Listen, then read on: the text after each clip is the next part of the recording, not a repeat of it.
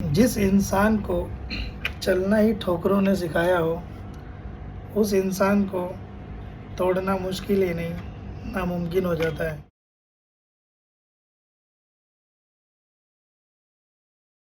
एक समय की बात है, एक गांव में उस गांव के लोग बहुत ज़्यादा विश्वास करते थे ज्योतिषियों पे। और वहाँ पे सभी ज्योतिषियों ने मिलके एक अनाउंसमेंट किया कि अगले 12 साल तक उस गांव में बारिश नहीं होगी। इस अनाउंसमेंट के बाद जितने भी ग्रामवासी थे वो सब धीरे धीरे करके गांव छोड़ के दूसरी जगह जाके बसने लगे। उस गांव में एक अड़ियल परिवार रहता था।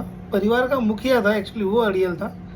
और जब मुखिया अड़ियल होगा तो आप समझ सकते हैं कि पूरे परिवार उसके हिसाब से ही चलना चाहता है। चलना पड़ेगा, मजबूरी हो जाती है फैमिली में। तो ऐसे ही वो मुखिया परिवार का बहुत अड़ियल था। धीरे धीरे सब गांव छोड़ के चले गए, कोई नहीं बचा। और उसके परिवार में सभी लोगों ने बोला कि भाई सब चले गए, हम लोग भी चलते हैं। मगर वो परिवार का जो मुखिया था, उस बेचारे ने जाने के लिए मना कर दिया कि भाई मैं गांव छोड़ के नहीं जाएंगे हम लोग। धीरे धीरे समय बीतता चला गया, 2 4 6 दिन 10 दिन बीत गए। तो परिवार का मुखिया उठा, बैलों की जोड़ी निकाली और हल लिया और खेत पे चल दिया। जाने के बाद वो खेत जोत के आता और आने के बाद में घर पे बैठता थका हारा, पानी वानी मांगता, फैमिली पानी वानी सब देती। मगर सबको ये बात अच्छी नहीं लग रही थी कि भाई ये जो कर रहे हैं गलत कर रहे हैं। मगर फिर भी वो परिवार का जो मुखिया था वो अड़ा था। और उसके इस अड़ियल रवैये की वजह से वो हर दूसरे तीसरे दिन जाता था खेत जोतने के लिए।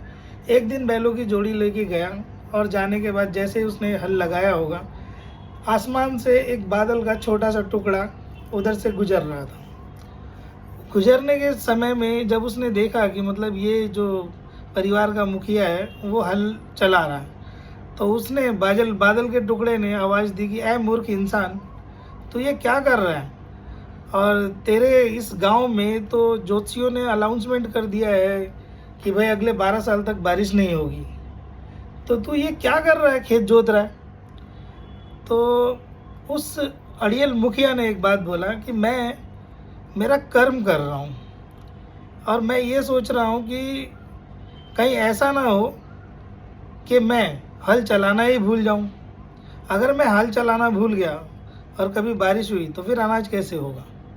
और मैं अपनी इस मतलब रूटीन को चालू रखना चाहता हूँ ताकि मैं हल चलाने की हैबिट ना भूल जाऊँ। ये छोटी सी बात उस अड़ियल मुखिया की बादल को लग गई और बादल ने सोचा कि यार कहीं ऐसा ना हो कि मैं बरसना ही भूल जाऊँ। ऐसा सोच के फिर बादल ने बारिश कर दी। और यही देख के उसके आजू बाजू जितने भी बादल के टुकड़े थे वो सब इकट्ठे हुए और उन लोगों ने बरसात शुरू कर दी। अब इस चीज़ को देखते हुए ये कहा जा सकता है कि इंसान का दृढ़ संकल्प और उसका विश्वास कभी भी उसको झुकने नहीं देगा।